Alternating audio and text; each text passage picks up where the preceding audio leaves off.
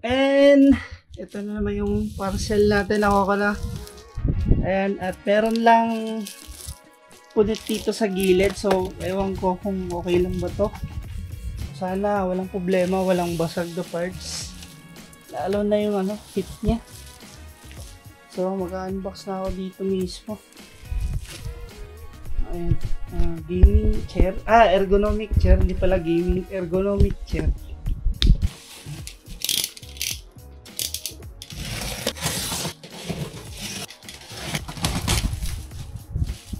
Baliktad pala.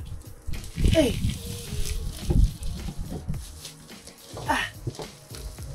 Ano dapat pala ganyan? Ano pa yan? Sana walang problema.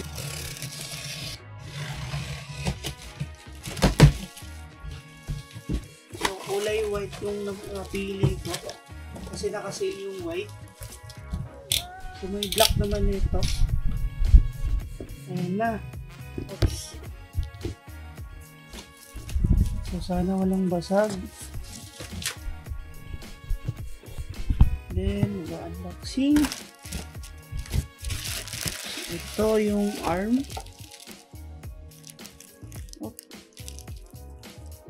Check natin mamaya. Then, isa-isay natin to. Ito sa may neck. Then, sana walang basag talaga. Sa base.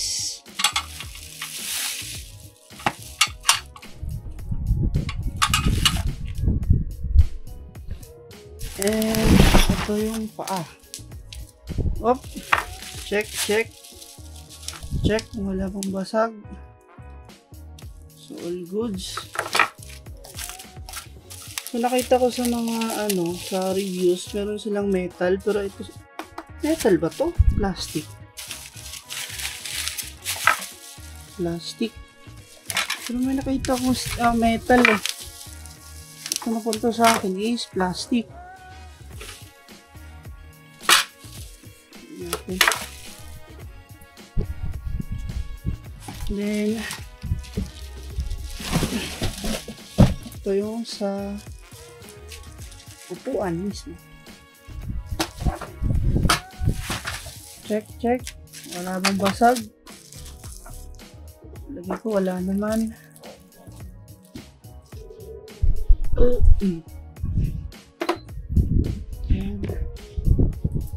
Then, ito sa likod. Ano, walang problema. Barrel goods naman. And instruction manual. Ito yung paa niya. And parang hydraulic niya tsaka yung mga screws. So, meron siya kasamang allen. Yan. So, assemble time na tayo. Yun lang. Kompleto naman. So, wala pa akong nakikitang problema or basag. So, assemble ko muna. Baka may makita ako. Sign ko. Okay. So, ayan, i-assemble na natin. Siyempre, unahin natin yung base. Kasi yung pinakamadali siguro. Ito yung mga parts. Ayan. Then, okay. Base naman talaga yung step 1. Step 1, ito may siya, may 6 na gulong. Ay, 5 pala, sorry, 5 gulong. Then, 5 gulong yan, nakasama. Ay, pag-iwan na natin yan. Ayan, ito na yung gulong niya. Gulong ng tala. Yung base. Ewan ko kung bakit plastic yung napunta sa akin, pero may nakita ako na stainless steel yung ganito nila. So, depende na lang siguro baka dun sa pero may nakita akong ganitong variant, yung lang, yung parang basic lang kasi merong upgraded nito. May nakita akong ganitong variant na ano sa reviews nila na steel. So ewan ko bakit plastic. Pero ewan ko, goods naman siguro to. Ayan, lalagay natin yung mga paunahin natin.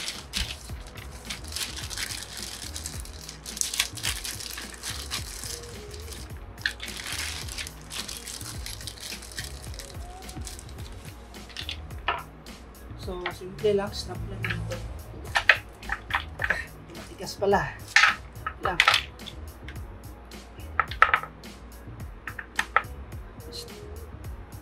Okay. Ayan. Next is so ito, yung hydraulic niya. Hydraulic. Ewan ko anong tawag. Basta hydraulic. Ito yung next step. Yan. So, ilalagay mo lang dito. Yan. Basic na basic. Next is lalagay na tayo ng yung sa ano niya, sa likod at saka yung sa arm. So yung sa arm naman is ito.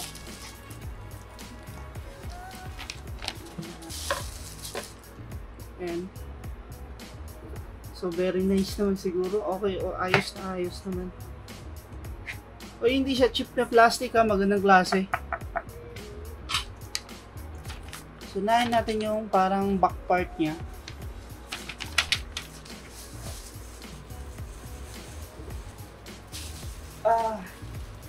Which is ito. Ito yung sa likod. Ayan. So, kagandahan nito is mesh. Mesh type siya. So, hindi siya ano. Hindi ka magpapawis dito. Magandang klase. Ayan, mesh. So, ayan, wala naman makikita problema, wala namang punit or ano, basag. So, goods lang. Ayan. So, kakabit nyo dito, ayan. So, screws lang.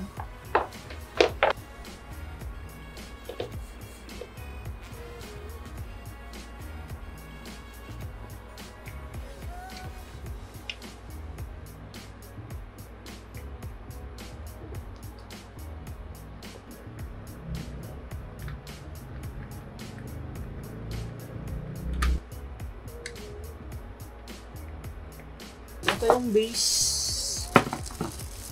ng ano upuan natin. Tandaan lang baka makat ko yung ano. So goods, walang basag or ano.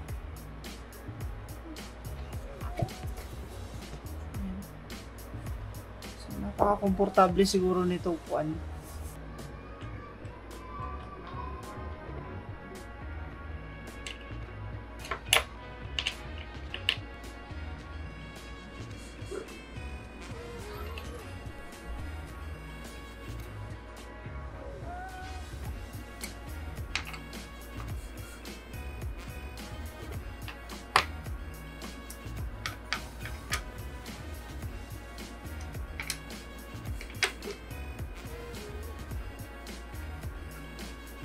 Siyempre, tetestingin natin.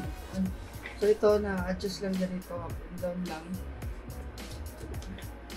Then, testing. Ayos.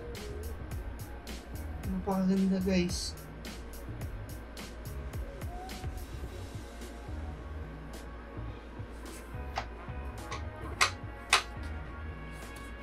Sulit na sulit, promise.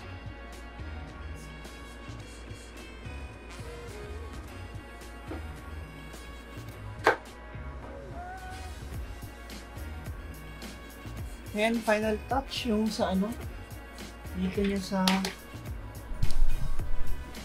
may bandang ayun, sa ulo dito.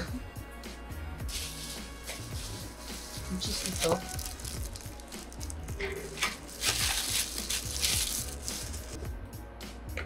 dito. Ayan. So, ayan, goods. So, ayan na guys, yung final product. So, goodbye to monoblock chair. Hello to ergonomic chair na. Ay, nako, sarap na ito, phone. Ayan. Ayan na. So, ito yung itsura niya. So, very nice. So, ilalagay ko na lang sa link ng description kung saan ko nabili. So, bale ito yung ano nila. Yung parang basic version. May upgraded na ito. Maganda. Pero nasa around 5K na kasama yung shipping. Medyo mahal na. Then, may yung sinabi ko na merong ano dito sa ilalim. Yung kasamang footrest. So ito, kailangan lang i-maintain yung ano niya. Yung linisan lang. Kasi medyo dumihin to eh. May black version naman na ito. So mesh. So, ay napaka-sulit. Sulit. Ayun. So thank you guys. Ayos.